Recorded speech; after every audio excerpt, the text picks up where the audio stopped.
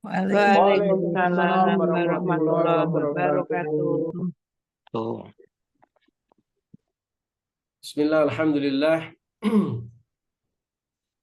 Alhamdulillahilladzi amarana al-i'tisama bihablillahi matin. Salatu wassalamu ala sayyidil mursalin Muhammadin wa ala alihi wa ashabihil mujahidin at-tahirin. Subhanaka la ilma lana illa ma 'allamtana innaka antal alimul hakim. Rabbi shrah li sadri wa yassir li amri wa hlul 'uqdatam min lisani yafqahu qawli. Rabbi zidni ilma warzuqni fahma bi rahmatika ya arhamar rahimin. Ridhoilah wali syafaati Rasulillah wali kulli niyatina as-salihah al-Fatihah. A'udzubillahi minasyaitonir rajim. Bismillahirrahmanirrahim. Alhamdulillahirabbil alamin arrahmanir rahim maliki yaumiddin. Iyyaka na'budu wa iyyaka nasta'in ihdinas siratal mustaqim. Siratal ladzina an'amta 'alaihim ghairil maghdubi 'alaihim waladdallin. Rabbi firli wal walidayya wa li jamil mu'minina amin. Bapak Ibu dan teman-teman rahimakumullah, alhamdulillah pagi hari ini kita bisa berjumpa kembali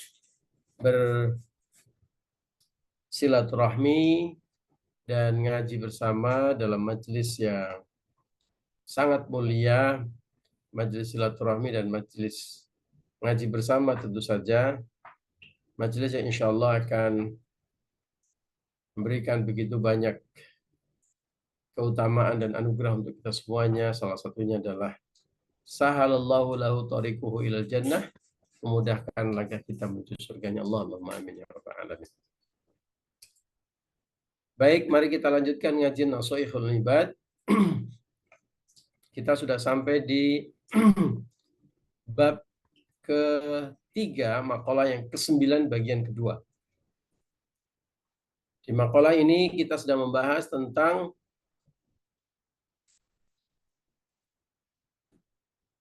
bukan makalah ke-9 ya. Sebentar. Makalah ke-8 bagian yang kedua. Kita sedang membahas tentang kafarat atau perkara-perkara yang menghapus dosa kita. Bagian pertama sudah kita kaji minggu lalu. Apa perkara yang menghapuskan dosa? Yaitu faisbahul wudu'i fis sabarati, menyempurnakan wudhu dalam keadaan kondisi cuaca yang sangat ekstrim dinginnya. Ya. Hari ini kita akan mengaji bagian kedua, kafarat atau perkara-perkara yang bisa menghapus dosa kita. Kenapa penting? Karena pada dasarnya manusia itu sangat rentan terhadap dosa. Ya. Setan itu dari zaman mbah-mbahnya dulu yaitu iblis ketika Adam pertama kali diciptakan sampai hari ini itu tidak pernah putus untuk menggoda manusia, mencari teman, tapi temannya di neraka. Ya, harusnya kalau manusianya sadar nggak mau. Ya, kita ini disuruh nemani sahabat kita ke dunia atau ke tempat yang ekstrim saja, pikir-pikir. Yuk, misalnya kita jalan-jalan ke tengah gurun, gitu. Mesti kita pikir-pikir kan. Ya. Ke tempat yang jauh, yang transportasinya susah, yang di sana susah cari makan, ya. Jadi kita pikir-pikir kan. Nah ini setan ngajak kita ke neraka yang jelas-jelas di sana itu bukan hanya aksesnya susah dan makanannya susah, jelas sangat sengsara, jelas sangat mengerikan siksanya. Tapi meskipun begitu masih banyak manusia yang tergelincir, ya. Termasuk kita ini juga sangat rentan, ya, sangat riskan. Maka kita harus terus tawasau bil haq wa tawasau bis sabr, merapatkan barisan, saling mengingatkan dalam kesabaran dan kebaikan. Maka kita harus berjamaah, maka kita harus sebagai sesama muslim saling mengingatkan, bersilaturahmi, merapatkan barisan, karena ganasnya dan lihainya, liciknya godaan setan. Karena itu penting bagi kita untuk beberapa hal yang sangat penting terkait ini adalah mohon ampunan atas dosa-dosa kita, ya. Terus waspada sekaligus berdoa, memohon ampunan dan memohon perlindungan dari godaan syaitan, ya. Dan tentu juga berikhtiar dengan amalan-amalan yang bisa menghapus dosa kita. Nah, ini salah satunya. Amalan yang kedua dari makalah yang termaktub dalam kitab Nasuihul Ibad bab ke-8, bab ketiga, makalah yang ke-8. A'udzubillahi minasyaitonirrajim. Bismillahirrahmanirrahim. Wa ammal kafarat. Adapun kafarat atau perkara yang menghapus dosa adalah, saya baca dari awal, faisbahul wudu'i, menyempurnakan wudu, fis sabarati, dalam suasana yang ekstrim dinginnya. Itu yang pertama. Kemudian yang kedua adalah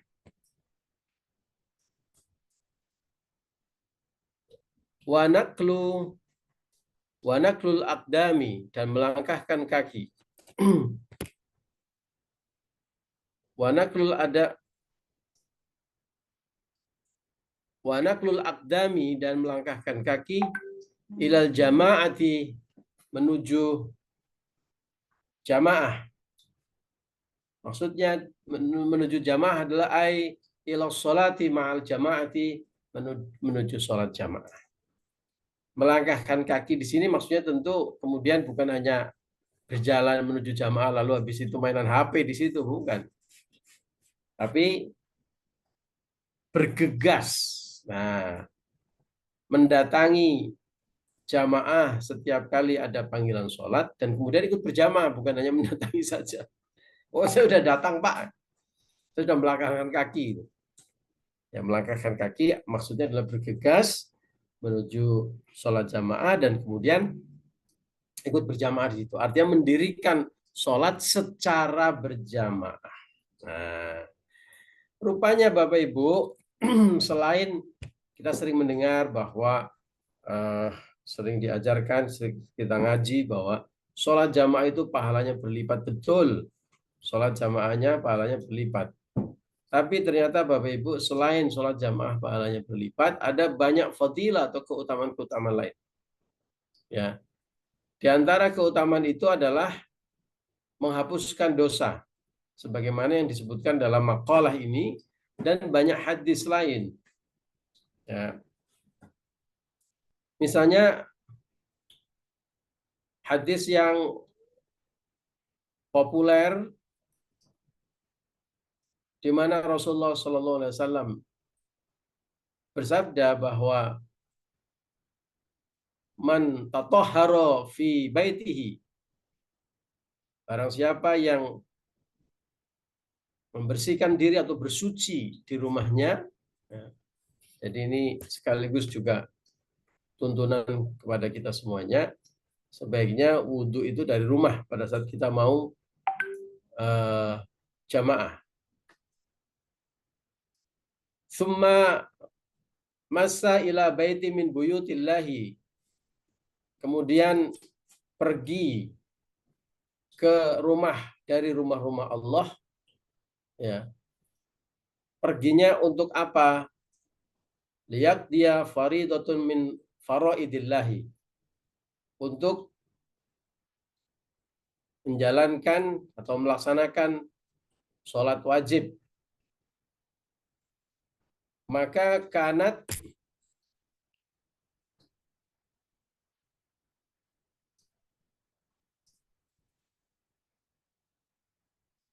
sesungguhnya kemudian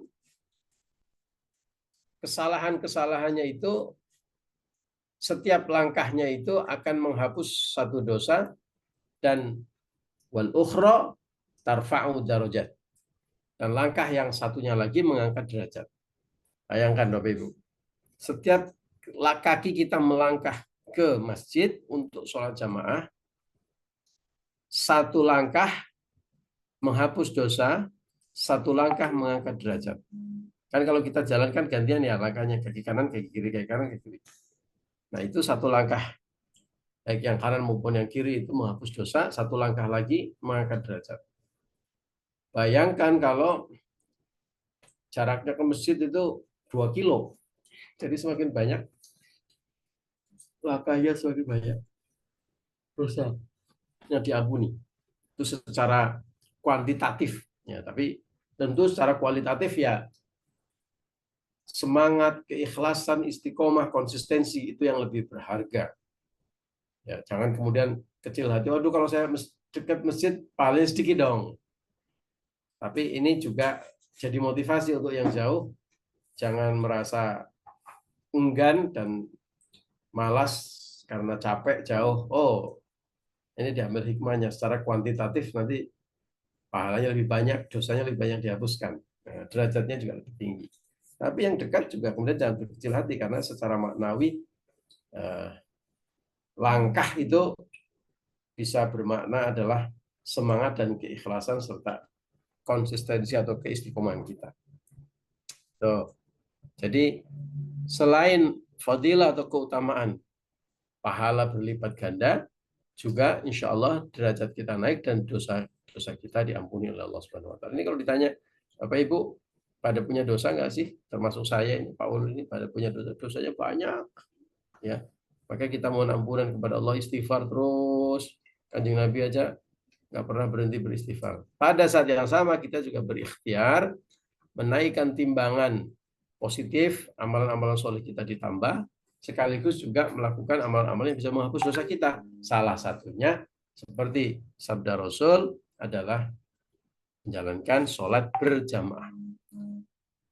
Sholat fardu dijalankan sendirian boleh nggak? Boleh. Ya. Tapi tentu dengan tawaran, dengan motivasi semacam itu, siapa yang mau melewatkan sholat secara berjamaah? Tentu juga jamaah terbaik adalah di masjid, sebagaimana tadi disebutkan dalam hadis. Jamaah di rumah boleh nggak? Boleh. Ya. Tapi sekali lagi, kalau ada tawaran terbaik, sesuatu yang lebih baik itu sholat jamaah di masjid, mengapa kita harus sholat jamaah di rumah? Ya. Jadi tentu yang paling hebat, yang paling utama adalah sholat khususnya laki-laki. Ya, apalagi laki-laki ini diancam bukan hanya ditawarkan dengan begitu banyak keutamaan dan fadilah, ya. Karena itu juga diancam para laki-laki itu. Tuh kalau sabdanya Kanjeng Nabi kan, andai andai dibolehkan itu orang-orang yang pada nggak berjamaah ke masjid itu rumahnya pada dibakarin gitu. Saking besarnya keutamaan dan pahala orang berjamaah di masjid. Eman-eman laki-laki kok tidak berangkat ke masjid. Nah, jadi yang terbaik itu sholat berjamaah di masjid tepat waktu. Oh, itu sudah top. Ya, tepat waktu sholat berjamaah. Kita kalau menengok ngaji kita kemarin terakhir tentang eh, apa namanya perkara yang menghapus dosa yang soal wudhu, ya. Kemudian kita juga belajar dari fadilah utama sholat malam, gitu ya. Yang paling penting strategi. Nah, jadi kalau fadilah keutamaan sudah paham semua, sudah hafal semua. Tapi sekarang niat dan strategi kita. Ya, jadi kita punya niat, punya visi, dan punya strateginya. Bagaimana caranya agar kita bisa selalu berjamaah tepat waktu di masjid. Ya. Nah, balik ke fadilah atau keutamaan. Selain dilipat gandakan pahalanya, diampuni dosa-dosanya, berjamaah di masjid juga insya Allah akan mendatangkan doa-doa para malaikat. Ya, malaikat-malaikat pada datang berdoa kepada orang yang sholat berjamaah. Ya, apa doanya para malaikat? Allahumma sholli alaih. Ya Allah, mudah-mudahan apa sholawat, ya, keberkahan, kebaikan untuk orang yang sholat. Allahumma arhamhu, ya Allah, kasih sayangilah mereka. Bayangkan, didoakan kiai aja top, markotop ini didoakan malaikat. Ya, buat orang-orang yang sholat berjamaah di masjid. Kemudian Allah juga menjanjikan jamuan spesial di surga untuk orang-orang yang rajin berjamaah ke masjid.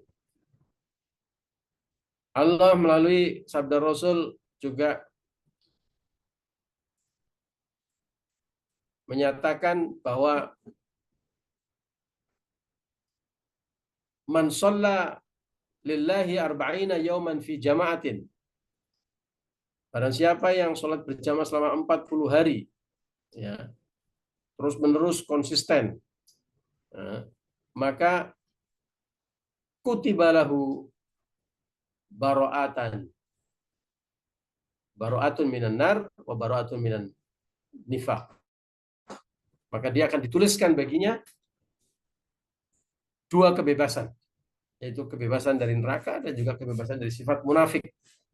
Jadi dicatat oleh Allah bebas dari neraka dan juga dibebaskan dari sifat munafik. Ini 40 hari adalah salah satu indikator atau tanda-tanda konsistensi. Nah, jadi sudah sangat jelas. Begitu banyak fadilah kita berjamaah. Sekarang tinggal niat kuat kita, sekali ini namanya visi, ya, sekaligus strategi. Ya, strategi itu misalnya hitung setiap kali atau perhitungkan jam-jam sholat kita itu tidak jauh-jauh dari masjid. Ya, jangan bikin janjian yang penting-penting pas melewati waktu sholat atau di awal waktu sholat. Ya, yang bepergian, ya, sudah dibikin plan. Kira-kira nanti zuhur itu di mana, masjidnya ada di mana. Ya, jangan lupa juga persiapan, terutama yang perempuan membawa perlengkapan sholat di mobil, di tas. Ya. Itu bagian dari strategi, ya. Yang di Jakarta terutama yang jalan itu menjadi problem sekaligus tantangan, ya. Ini kalau saya pulang jam 4, kira-kira maghrib saya sampai mana? Kalau saya jalan mau meeting jam 11, zuhur posisi saya ada di mana? Kalau saya janjian setengah 7, maka jam 6 kurang seperempat saat waktu maghrib saya posisinya ada di mana? Nah, itu dipetakan dengan baik. Itu salah satu strategi kita agar keinginan, ya, atau visi dibarengi dengan strategi itu bisa mewujudkan keinginan dan cita-cita kita. Kalau cuma visi-visi doang yang nggak ada strateginya, nanti cuma paling-paling datang penyesalan. Waduh, kok tadi nggak jamaah ya? Oh, tadi kelewatannya. Karena kita tidak punya strategi untuk mengeksekusinya. Demikian Bapak Ibu, ngaji kita pagi hari ini, mudah-mudahan kita semuanya diberi semangat sekaligus juga inayah dari Allah Subhanahu wa taala agar kita selalu bisa konsisten, istiqomah, rajin berjamaah. Karena begitu banyak fadilah, ya, begitu banyak keutamaan, dan mudah-mudahan kita juga semuanya bisa mendapatkan keutamaan tersebut. Allahumma amin ya rabbal alamin. Amin. Ya rabbal Mohon maaf alamin. atas segala kekurangan dan kekhilafan. Terima kasih untuk kebersamaannya. Wallahul muwaffiq ila aqwamit thoriq. Assalamualaikum warahmatullahi wabarakatuh.